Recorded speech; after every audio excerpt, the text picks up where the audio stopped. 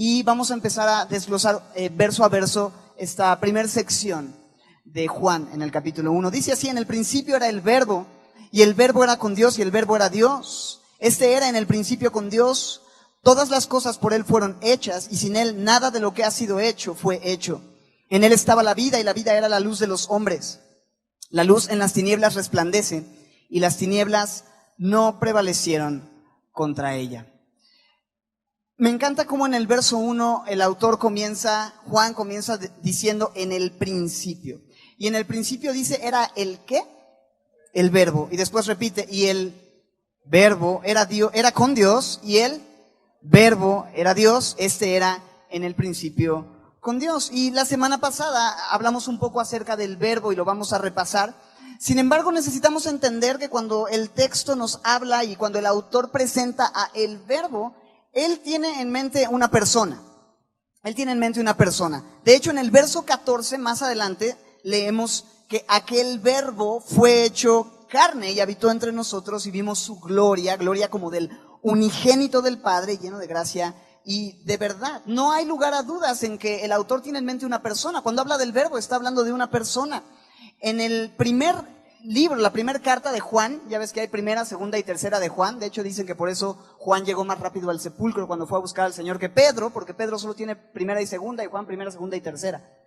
Malísimo. Pero en primera de Juan, dice que en los primeros versos, lo que era desde el principio, ¿no? Otra vez, en el principio, lo que era desde el principio, lo que hemos oído, lo que hemos visto con nuestros ojos, lo que hemos contemplado y palparon nuestras manos en relación a ¿qué? Tocante al Verbo de vida. Primera de Juan 1.1, ficha amarilla número 10. En primera de Juan 1.1 dice eso, tocante al Verbo de vida. Y Juan presenta al Verbo como una persona que él vio, que él escuchó, que él contempló y que él incluso palpó. Y no solamente en primera de Juan, Apocalipsis. ¿Sabes por quién fue escrito Apocalipsis? Por Juan también. Y Juan en el capítulo 19, Juan en el capítulo 19, verso 12 de Apocalipsis, en la revelación de Jesucristo, habla de la segunda venida de Jesús y presenta a Jesús. ¿Cómo se verá en su segunda venida? Y dice, sus ojos eran como llama de fuego y había en su cabeza muchas diademas. Y tenía un nombre escrito que ninguno conocía sino él mismo. Y verso 13 continúa diciendo, estaba vestido de una ropa teñida en sangre y su nombre es, ¿qué dice? El Verbo de Dios. Entonces, cuando Juan en Juan 1.1, en el Evangelio de Juan, capítulo 1, versos 1 y 2, habla del Verbo, no nos deja con la incógnita de quién es. De hecho, en Juan 1.17 aclara y viene en el contexto presentando al Verbo y distintos aspectos del Verbo. Y en el 1.17 él concluye y dice, pues la ley por medio de Moisés fue dada, pero la gracia y la verdad vinieron por medio de, ¿qué dice? Jesucristo. ¿Quién es el Verbo? Jesucristo. Claramente lo presenta Juan.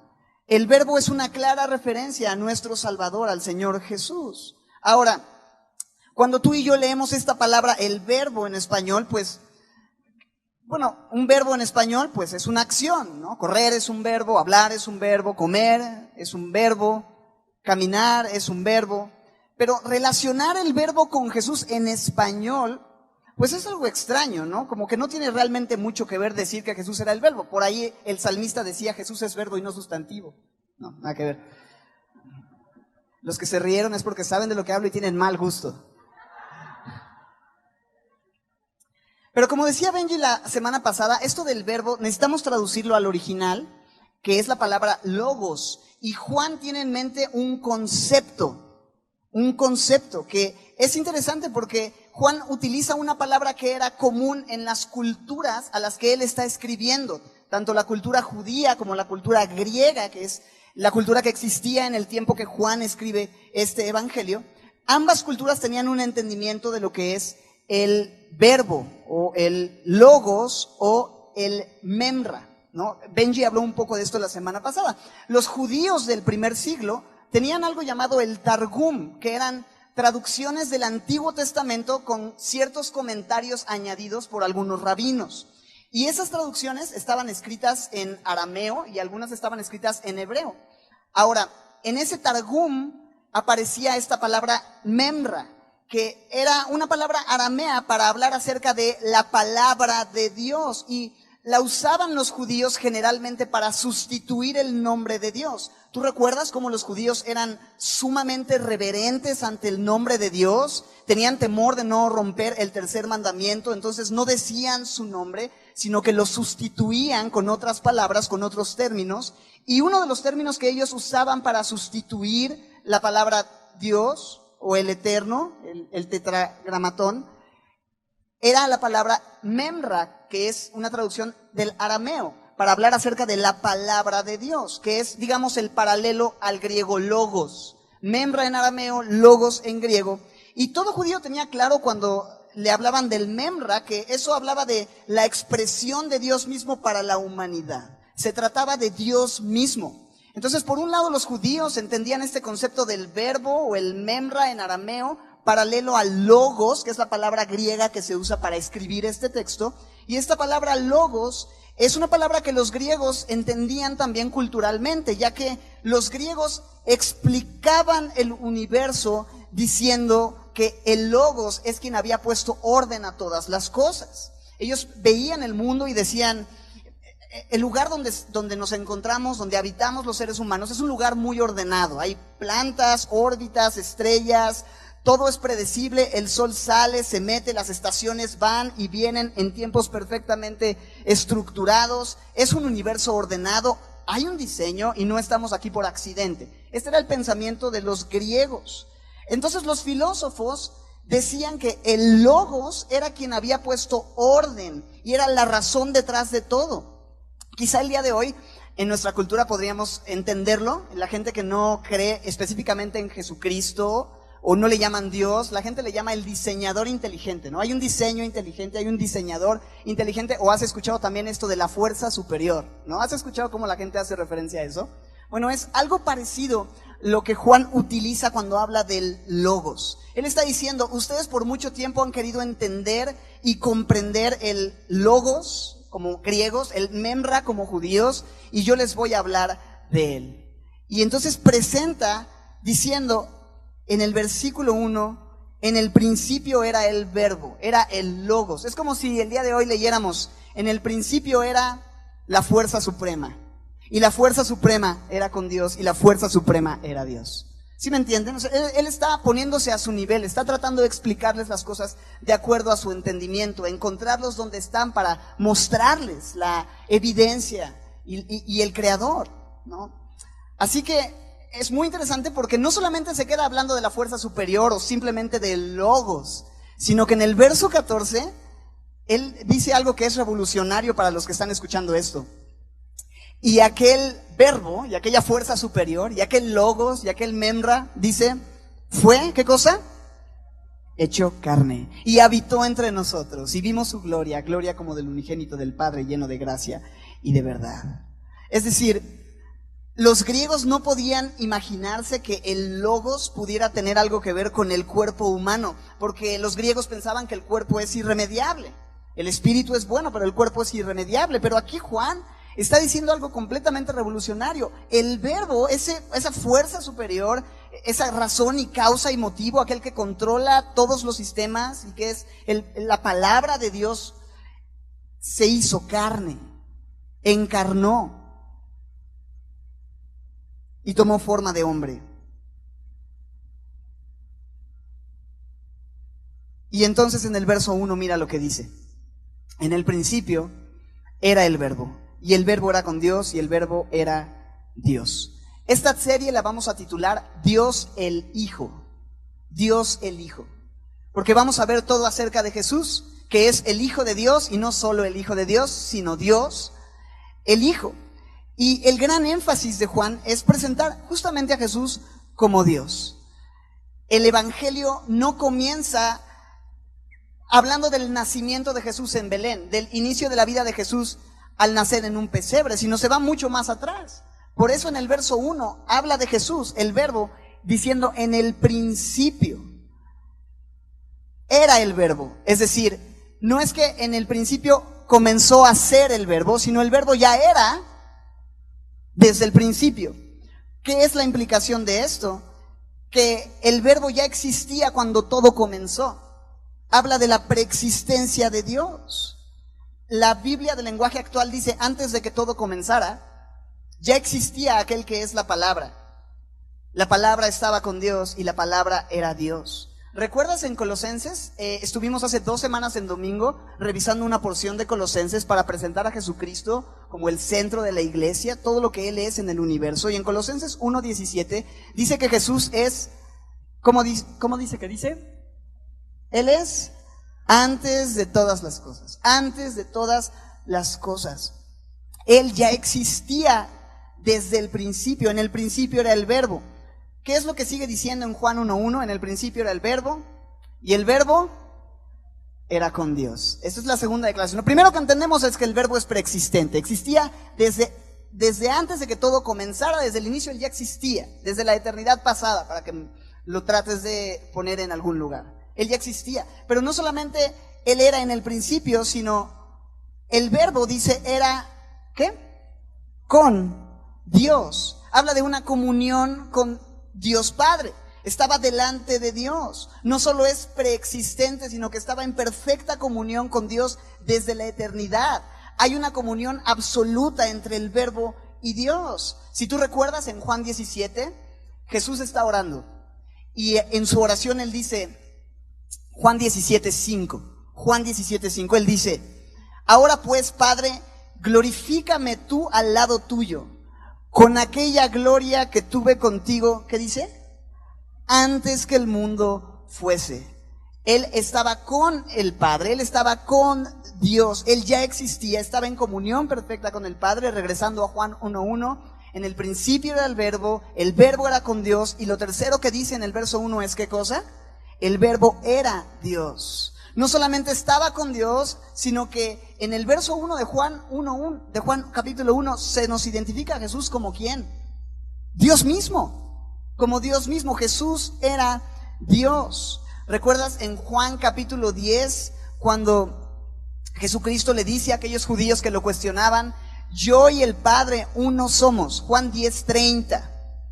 Y cuando él dice esto, es una declaración tan clara de su deidad, haciéndose igual a Dios, que los judíos tomaron piedras para apedrearle, para matarlo. Y Jesús le respondió, verso 32 de Juan 10, muchas buenas obras les he mostrado de mi Padre, ¿por cuál me apedrean?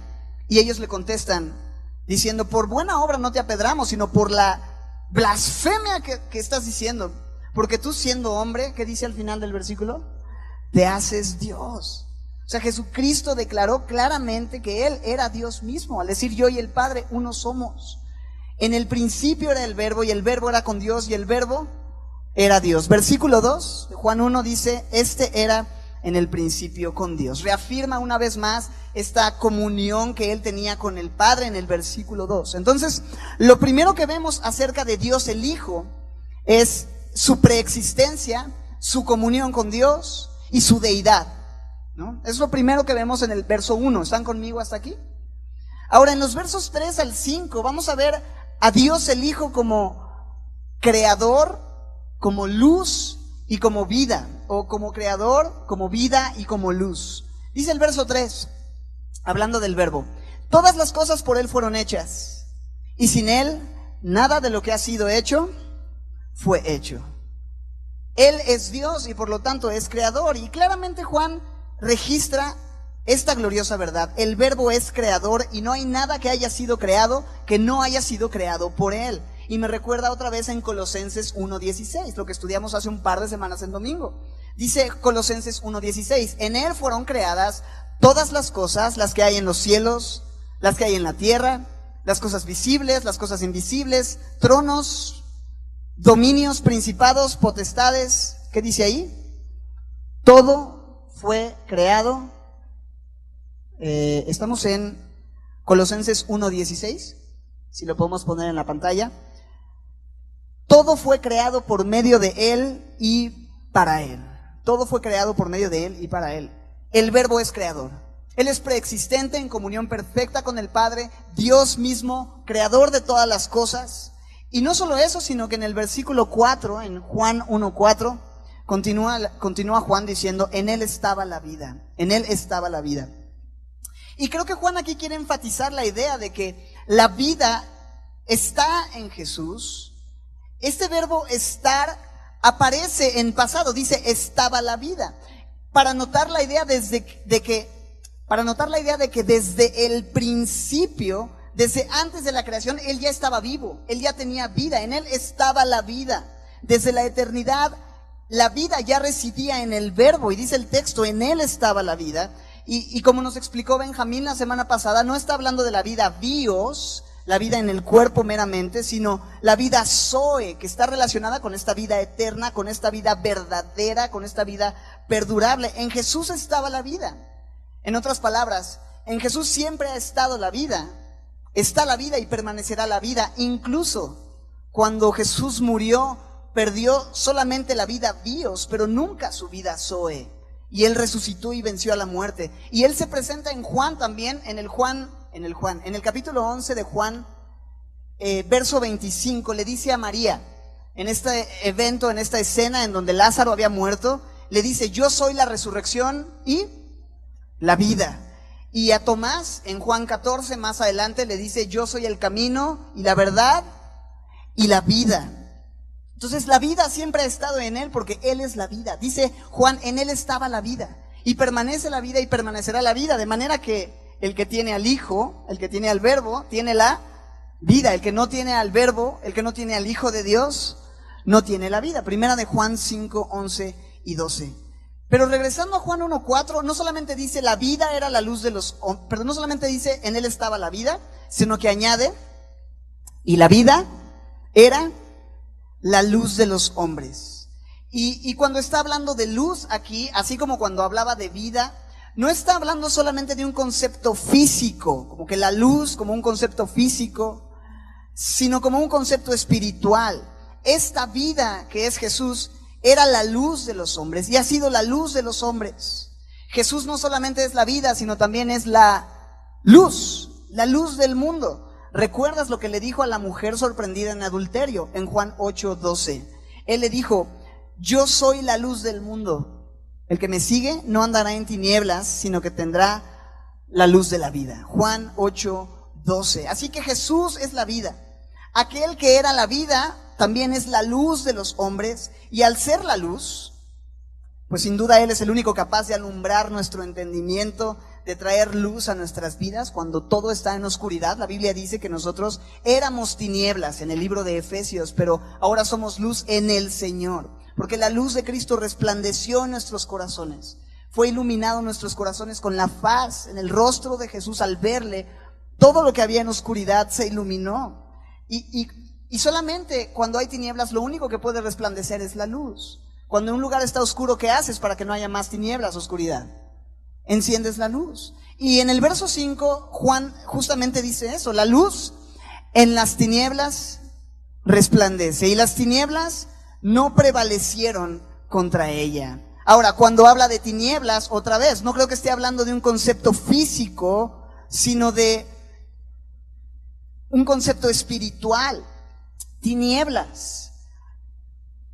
Todos nosotros el día de hoy vivimos en un mundo en tinieblas, y no estoy hablando de que sea de noche y está todo oscuro. Estoy hablando de que el reino de las tinieblas gobierna sobre la vida de los hombres. La gente, inevitablemente, tú prendes la televisión, tú ves las noticias, ves la forma en la que publican en redes sociales, muchas veces nosotros también, y hay tinieblas, hay un reino de tinieblas, no puede ver el hombre por dónde camina, la mente está en oscuridad, no puedes pensar con claridad. Así es la humanidad. ¿Y qué es la oscuridad? La oscuridad es ausencia de luz, ¿no es así? Eso es la oscuridad. Y realmente creo que la razón por la que el mundo vive en estas tinieblas es porque han rechazado aquella luz que alumbra a todo hombre. Una ausencia de Jesús en nuestro mundo.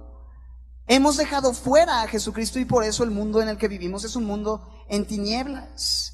Entonces el verso 5 dice, la luz en las tinieblas resplandece. Y creo que eso es lo que el mundo necesita el día de hoy, y quizá tú necesitas el día de hoy. Si hay oscuridad en tu vida, en tus pensamientos, si hay penumbra en tu alma, necesitas dejar que la luz resplandezca, que disipe completamente las tinieblas.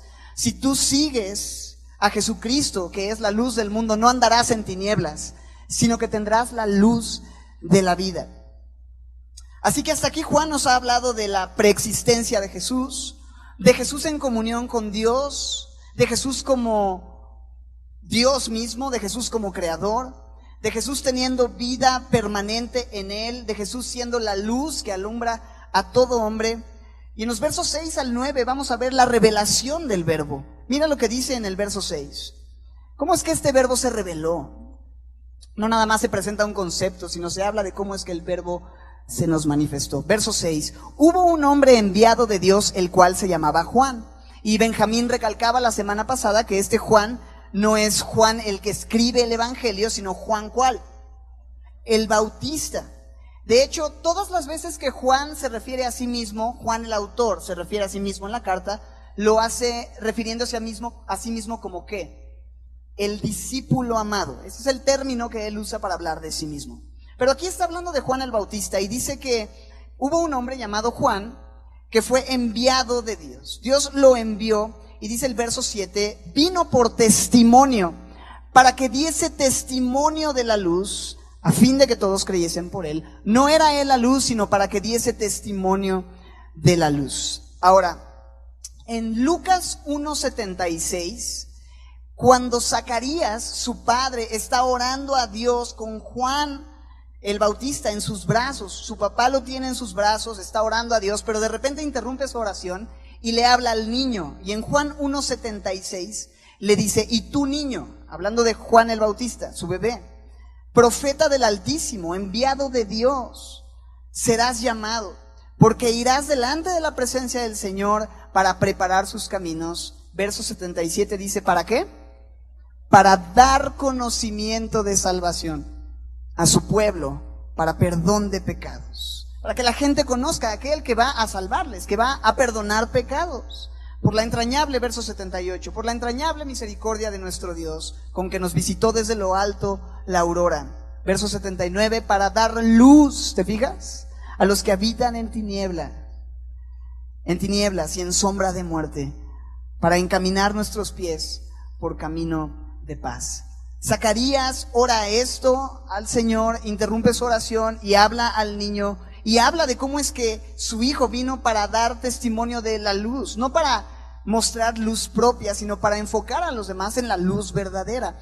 Y me gusta pensar en esto en la vida de Juan el Bautista, y vamos a hablar más de Juan el Bautista en la próxima semana, porque vamos a ver este encuentro que tiene con algunos sacerdotes que son enviados de Jerusalén a cuestionarlo, y él se presenta a sí mismo de cierta manera y demás, pero me gusta ver cómo es que, así como Juan no era la luz y reconoce que él no era nadie, tú y yo también debemos hacer lo mismo. Debemos llevar a la gente a Jesús, debemos apuntar a Jesús. No somos la luz, damos testimonio de la luz, porque nosotros no podemos alumbrar la vida de nadie. Nosotros no somos ni la vida, ni el creador, ni el verbo, ni la luz. Cristo es la luz, Cristo es la verdad, y solamente Él puede resplandecer en la vida de las personas. Me gusta mucho la vida de Juan el Bautista. Hasta tuve una banda que se llamaba Juan, en honor a Juan Gabriel, en honor a Juan el Bautista.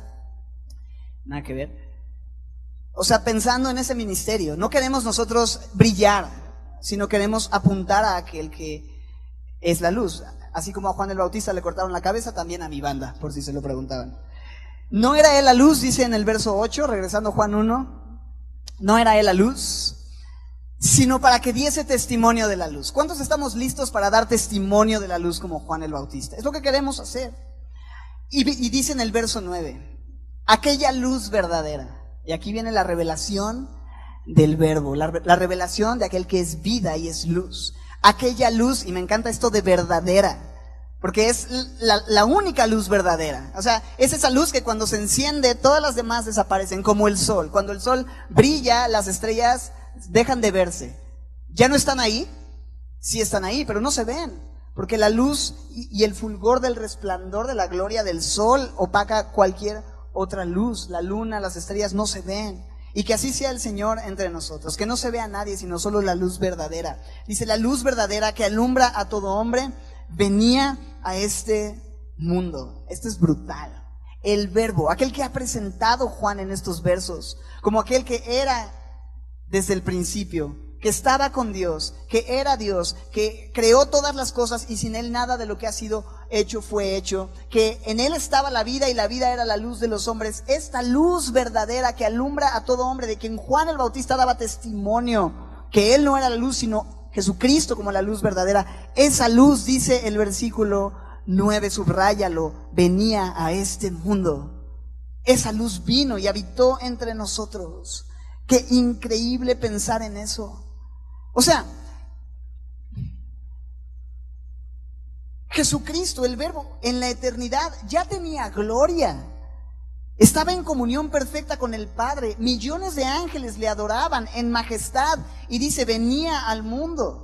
Si tú tienes todo esto y toda esta comodidad y gloria y majestad en las alturas, ¿vendrías a un mundo como este, sabiendo todo el sufrimiento y el dolor y la condición caída y la maldición que hay en este mundo?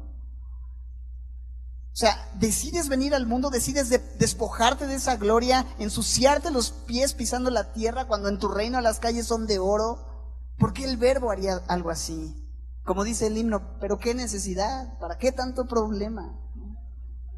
¿Por qué la luz vendría a este mundo?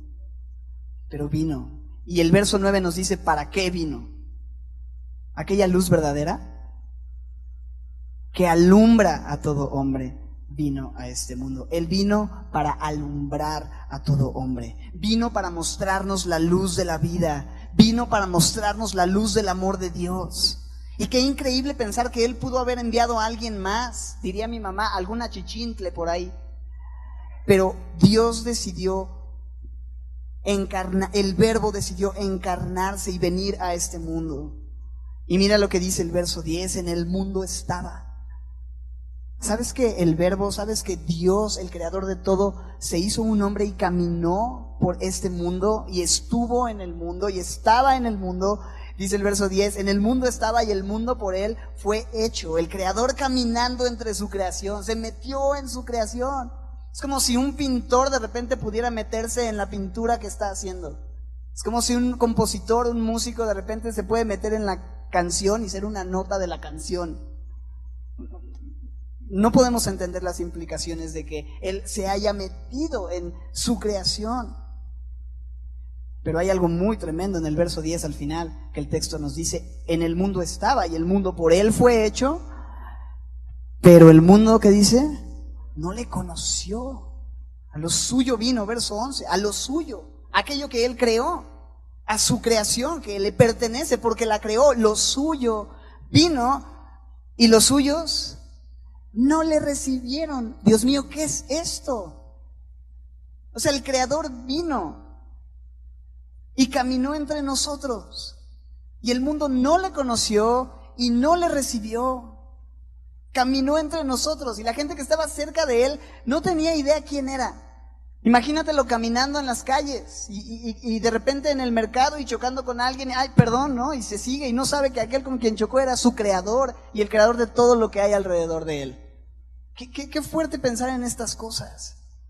La gente lo oía enseñar, escuchaban lo que decía, se sorprendían de sus palabras, pero nunca entendieron. Estamos escuchando al Creador hablando y enseñándonos cómo vivir. No solo hablando de parte de Dios, sino Dios mismo hablando su voluntad para con nosotros. Aquella luz verdadera, aquel sol de justicia, ellos estaban frente al mismo Dios. Pero el mundo no le conoció, el mundo no le recibió, y aún con los milagros que hizo y sus palabras y su muerte injusta y su resurrección, su aparición después de la resurrección ante tantos testigos, su ascensión, no creyeron en Él. El mundo le rechazó y aún el día de hoy el mundo sigue sin querer reconocerlo. Después de todos estos eventos históricos reales, vino al mundo el Creador y hay estos registros históricos reales, pero el mundo sigue negándole y siguen siendo incrédulos. A lo suyo vino y los suyos no le recibieron. Y no solamente el pueblo judío, su pueblo, sino todo el mundo no le quiso recibir, no le quisieron conocer. Pero me encanta cómo continúa diciendo en el verso 12, pero a todos los que le recibieron, los que creen en su nombre, les dio potestad de ser hechos hijos de Dios. Y esto muestra que Dios tiene un remanente. Es decir, hay algunas personas que no le han rechazado, sino que le han recibido, ¿no? ¿Y qué es recibirle? ¿A qué nos referimos con recibirle? En el versículo 12 dice, a los que le recibieron. ¿Quiénes son los que le recibieron? A los que creen en su nombre. Recibirle es creer, reconocer y creer que el Jesús histórico que caminó en este mundo no era simplemente un buen hombre, un ejemplo moral, una buena persona, sino que Él es quien su nombre dice que es, el Verbo de Dios, el Verbo encarnado, creador, la luz, todo lo que nos ha venido diciendo, Dios mismo salvando a los hombres. ¿Cuál es el nombre debajo del cielo en el cual podemos ser salvos? Jesús. ¿Y qué significa Jesús? Dios salva, o Dios es salvación. Entonces, cuando tú crees que Él es Dios viniendo al mundo para salvarnos, crees en su nombre, crees en sus atributos, crees que Él es Dios, entonces estás recibiéndole, estás creyendo en Él, y eso te da el derecho de ser hecho hijo de Dios. Esto es maravilloso, porque hay una responsabilidad en nosotros de recibirle, en el sentido de poner nuestra fe y nuestra confianza en Él. Pero el texto no nos dice que así nosotros logramos ser hijos de Dios, sino que somos hechos hijos de Dios, ¿cierto? Que Él les da, no es que ellos se ganan la potestad de ser hechos hijos de Dios, sino que Dios les da la potestad de ser hechos hijos de Dios, y no dice ellos se hacen, sino Dios los hace, son hechos. Y confirma esta misma idea en el verso 13, porque dice, los cuales no son engendrados de sangre, ni de voluntad de carne, ni de voluntad de varón, sino de Dios. Es decir, Dios en su soberanía abre nuestros ojos para que podamos recibirle, creer en Él, conocer a Jesús como quien realmente es, para ser engendrados como hijos suyos, recibir la potestad de ser hechos hijos de Dios. De manera que si tú y yo podemos ver, podemos entender y creer la verdad acerca de quién es Jesús, el Logos preexistente, creador, luz, vida, Dios mismo, el hecho de que tú y yo le recibamos y le demos la bienvenida en nuestro corazón no es por voluntad de ninguno de nosotros. No es porque alguno de nosotros quiera, o porque mis papás quieran, o ya sabes, Dios no tiene nietos, sino puros hijos. Y Dios es quien resplandece en nuestros corazones y nos revela al Verbo. De manera que si tú lo estás viendo el día de hoy, si tú le has recibido, no es porque pues tú eres de ese remanente de los que le recibieron porque son muy inteligentes y se dieron cuenta de quién es Jesús, o del remanente de los humildes que se dieron cuenta de su gran necesidad y decidieron confiar en Él. No, simplemente Dios en su voluntad quiso mostrarte su amor, y no te queda nada más que vivir dándole gracias por haber sido hecho hijo de Dios, porque Él te regaló la fe para confiar en Él y creer que Él es quien realmente dijo ser. Dios, el Hijo, el Verbo, verso 14, hecho carne. Aquel Verbo fue hecho carne. La luz verdadera venía al mundo. Aquel Verbo fue hecho carne. La eternidad invadió el tiempo y el espacio. El Dios eterno, infinito, se hizo finito. Se metió en el cubo. Y esto es glorioso. Aquel que sostenía los pilares del universo era sostenido por los brazos de una joven, llorando y dándole de comer, cambiando sus pañales. Y Filipenses 2, 5 al 11 nos dice que Jesús, siendo en forma de Dios, no estimó el ser igual a Dios como cosa que aferrarse, sino que se despojó a sí mismo, tomando forma de siervo, hecho semejante a los hombres, y estando en la condición de hombre se humilló a sí mismo, haciéndose obediente hasta la muerte, y muerte de cruz. Tú conoces el resto del pasaje. El misterio de la piedad en Timoteo 3:16 nos dice que Dios fue manifestado en carne. Dios fue manifestado en carne. Aquel Verbo fue hecho carne, dice, y habitó. Regresamos a Juan 1:14, habitó entre nosotros. Habitó entre nosotros. Fue nuestro roomie. Vivió entre nosotros. Dormimos en la misma recámara, comimos el mismo pan. ¿Qué está diciendo? Y al tenerlo entre nosotros, vimos su gloria. Gloria como del unigénito del Padre. Y yo me imagino que Juan está recordando la transfiguración, ese momento en el que Jesús mostró su gloria. ¿no? Y quedan sorprendidos ante lo que vieron. Vimos su gloria, gloria como del unigénito del Padre. Pero sigue diciendo, lleno de gracia y de verdad. Si nos saltamos el paréntesis, dice, habitó entre nosotros, lleno de gracia y de verdad, ¿no? Si te saltas el paréntesis, así queda la frase, ¿cierto? Habitó entre nosotros, lleno de gracia y de verdad. Esto nos muestra la forma en la que Jesús habitó mientras estuvo con nosotros. Su forma de vivir mostró plenitud de gracia y plenitud de verdad. ¿Y sabes qué es maravilloso? Que dice, vimos su gloria, gloria como del unigénito del Padre. Y dice, no dice, lleno de juicio y de gloria y de poder. ¿Qué fue lo que Él mostró acerca del Padre mientras caminó entre nosotros? Lleno de juicio y poder. ¿Qué dice el texto? ¿Cuáles fueron las características esenciales que Juan nota acerca del Verbo? Lleno de gracia y de verdad. Eso es increíble. Su forma de vivir mostró esta plenitud de gracia. Completamente, es que en español no hay una palabra, en inglés sería gracious, ¿no? En español sería gracioso, pero eso es otra cosa. Lleno de gracia, completamente lleno de gracia, extendiendo gracia a la gente, dándole a la gente lo que no se merecía. Y lo vamos a ver en este evangelio. Vamos a ver los encuentros con toda la gente y cómo Él estuvo todo el tiempo con una compasión, con una gracia que se desbordaba para con la gente en mayor necesidad, para con los peores pecadores.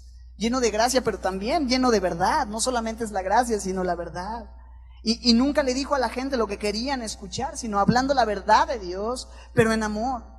Y vamos a ver estos encuentros con pecadores y Juan nos va a mostrar todas estas cosas de una forma gloriosa. Pero ¿sabes algo? Así como Él vino para mostrar esta gracia y esta verdad de Dios, Él quiere tener hoy un encuentro contigo donde pueda mostrarte su gracia y su verdad. Él está lleno de gracia y de verdad para ti, no lleno de juicio y condenación.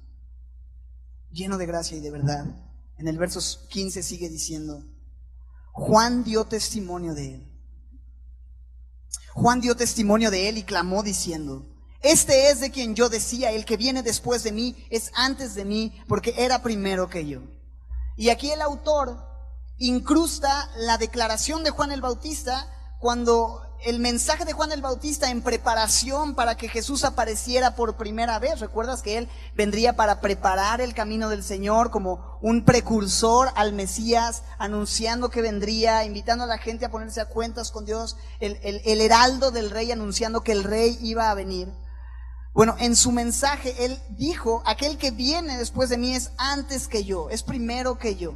Quiere confirmar Juan el autor esta misma idea de que Jesús es desde la eternidad y es el verbo preexistente, encarnado, y lo hace presentando la declaración de Juan el Bautista. El que viene después de mí es antes que yo. Ahora, ¿quién nació primero? Juan el Bautista es 6 meses mayor que Jesús. De hecho, sus mamás, dice la Biblia, eran parientes. Elizabeth y María eran parientes. Y Juan el Bautista nace 6 meses antes, pero cuando aparece y anuncia a Jesús, dice, Él es mayor que yo.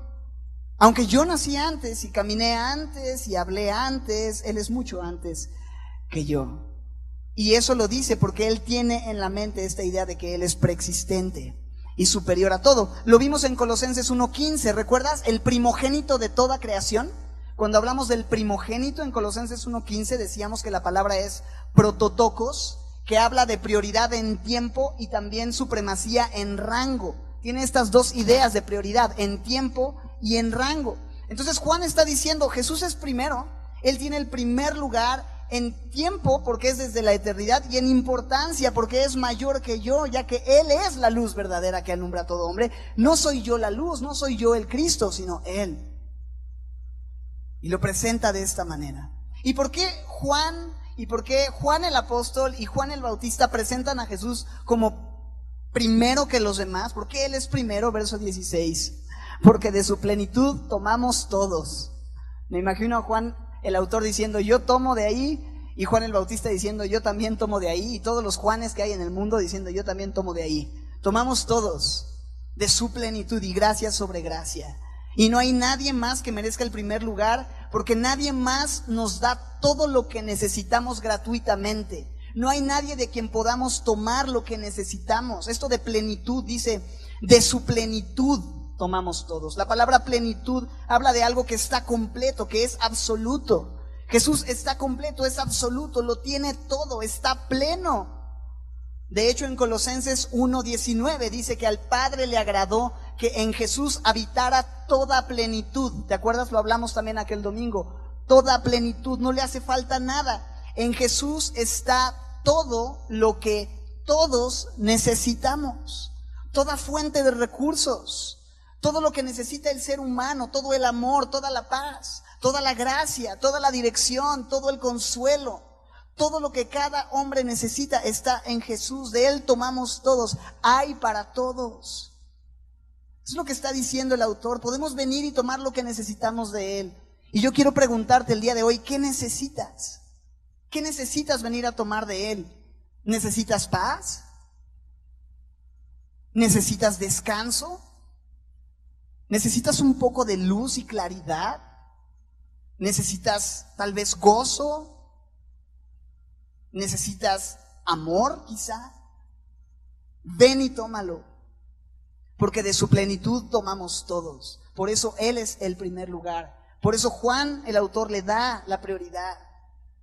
Y está disponible para ti, porque de su plenitud tomamos todos. ¿Y sabes qué es lo mejor? Que no cuesta nada. Porque al final del versículo 16 dice, y gracia sobre gracia.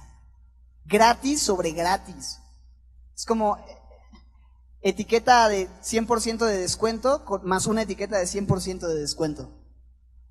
¿Cuánto es eso? No, pues me deben, ¿no? Oiga, me encontré esta prenda ahí atrás, joven, ¿no? Híjole, la encontraron. Gracia sobre gracia, sin merecer que Él nos dé absolutamente nada, absolutamente cualquier cosa. Él nos da lo que no merecemos. No merecemos nada, pero Él nos da constantemente lo que no merecemos. Una y otra vez, gracia sobre gracia. Olas de gracia que vienen a revolcarnos una y otra y gracia sobre gracia. Ese es Jesucristo, ese es el verbo de Dios. Verso 17, pues la ley por medio de Moisés fue dada, pero la gracia y la verdad vinieron por medio de Jesucristo. Y creo que el autor, creo que Juan tiene en mente esta idea de, ok, la ley, Dios también dio la ley. Dios mostró su gracia, ¿cierto? Pero hubo un tiempo en el que Dios también dio la ley. Y el dar la ley no fue un acto de gracia. Fue una forma en la que Dios quería mostrarle al ser humano que somos pecadores y absolutamente incapaces de cumplir con las demandas perfectas que Él requiere. El dar la ley fue para mostrarnos nuestra pecaminosidad y debilidad, y para que, viendo lo pecadores y débiles que somos, pudiéramos clamar a Él. Y cuando clamamos a Él, entonces Él nos dice, ok, ahora mira a Jesús, mira su gracia, mira su verdad, descansa en Él, mira cómo Él perdona, mira cómo Él salva, mira cómo Él restaura y rehabilita a pecadores débiles como tú. Sí, la ley fue dada para que nos diéramos cuenta de que necesitamos al verbo de Dios. Y viéndolo, viendo su gracia, viendo a Jesús, viendo su bondad, entonces estamos viendo el carácter de Dios y estamos viendo a Dios mismo. Verso 18. A Dios nadie le vio jamás, pero el unigénito Hijo que está en el seno del Padre, en esta perfecta comunión desde la eternidad, Él le ha dado a conocer. Recuerdo Colosenses 1:15, Él es la imagen del Dios invisible. ¿Recuerdas? Él es la imagen, dice Pablo en Colosenses 1:15, Él es la imagen del Dios invisible. Jesús hace visible al Dios invisible. Y le dijo a Tomás, el que me ha visto a mí, ha visto al Padre. En Juan 14:7, después de decir yo soy el camino, la verdad y la vida, ese es Juan 14:6, Jesús le dice a Tomás, si me conocieras, también a mi Padre conocerías. Y desde ahora le conoces y le habéis visto. Y Felipe voltea y le dice, Señor, muéstranos al Padre y nos basta. Y Jesús le dice, tanto tiempo hace que estoy con ustedes. Estamos en Juan 14, Felipe. En Juan 1 fue que Juan dijo que yo soy el verbo de Dios, ¿no? Bueno, todavía no se había escrito, no tiene mucho sentido lo que dije, pero Pero estamos en Juan 14, hace 14 capítulos estoy contigo y no me has conocido, Felipe. El que me ha visto a mí, ha visto al Padre. ¿Cómo puedes decir, muéstranos al Padre? Eso es lo que está diciéndole. El que ve a Jesús puede conocer la gracia y la verdad de Dios el Padre. Y quizá tú dices, es que ¿cómo puedo conocer a Dios? Porque hay muchos de nosotros que quizá estamos en este momento de, es que necesito encontrarme a Dios. Necesito tratar algunas cosas con Él. ¿Cómo puedo saber quién es? ¿Cómo puedo conocerlo? Bueno, a Dios nadie le vio jamás. El unigénito Hijo, el Verbo, aquel que está en el seno del Padre, Él le ha dado a conocer. Puedes conocer a Jesús el día de hoy. Puedes conocer a Dios el día de hoy en la persona de Jesús. Quiero terminar, vamos a llegar hasta aquí. La próxima semana entraremos un poco con Juan el Bautista. Pero quiero notar algo hermoso en el verso 14, antes de concluir. Cuando dice que el Verbo se hizo carne y habitó entre nosotros. Esta palabra habitó, la mencionamos en el estudio de Hebreos en el capítulo 9 hacia la conclusión. Quizá no lo recuerdes, ha pasado un tiempo y en Hebreos hubo mucha información. Pero hablábamos de cómo esta palabra, cuando dice habitó, ¿no? Se hizo carne, se encarnó y habitó entre nosotros. La palabra original habla de levantar una tienda, de acampar o plantar una tienda o un tabernáculo. O sea, Jesús vino y puso su tienda entre nosotros. Pero esta palabra, en la terminología que se usa, hace una referencia al tabernáculo del Antiguo Testamento. Es la misma idea. Tú recuerdas que Dios le manda a Israel construir un tabernáculo, un lugar en donde Dios se encontraría con los hombres, un lugar previo al templo, el tabernáculo de reunión. ¿Has escuchado esta palabra? El tabernáculo de reunión de Dios con los hombres, donde la gloria de Dios habitaría entre el pueblo y Dios. Y en el verso 14, cuando leemos esto de el Verbo se hizo carne y habitó, la palabra podría ser mejor traducida como se tabernaculizó entre nosotros. Jesús, en otras palabras, se convirtió en ese tabernáculo donde Dios se encuentra con el hombre, donde la gloria de Dios, donde la Shekinah se manifestaba. En Jesús se manifestó su gloria, vimos su gloria. Ahí es donde la gloria de Dios es exaltada, en la persona de Jesucristo. Dios ha querido venir a encontrarse y reunirse con nosotros en la persona de Jesús. Este es Dios el Hijo. Y podemos conocer a Dios en Él. Hay muchas cosas que meditar en estos versos. Hay muchas verdades para cada uno de nosotros en esta porción. Pero creo que sin duda alguna Dios te está invitando hoy a no andar más en tinieblas. A que las tinieblas no prevalezcan más, sino que la luz de Cristo alumbre tu vida. A que recibas la vida que solamente Él puede dar, la vida perdurable, la vida eterna. A que contemples la gloria y la grandeza de Jesús, pero también vengas y tomes lo que necesites de su plenitud y gracia sobre gracia. Hay pecado sobre pecado en tu vida, puede haber gracia sobre gracia si tú te acercas a Él y le recibes creyendo en su nombre, recibiendo la potestad de ser hecho un hijo suyo. ¿Qué tengo que hacer? Él ya hizo todo. Si Él vino al mundo, fue porque nosotros no podíamos subir al cielo. El Verbo fue hecho carne y habitó entre nosotros. La luz verdadera que alumbra a todo hombre venía a este mundo y vino a este mundo y quiere hoy entrar en tu vida y quiere cambiar completamente tu forma de vivir. Quiere darte todo lo que estás desesperadamente buscando. Dios el Hijo es todo lo que tú necesitas. Así es que ven, pon tu fe en Él, recibe lo que solo Él puede darte, recíbelo a Él.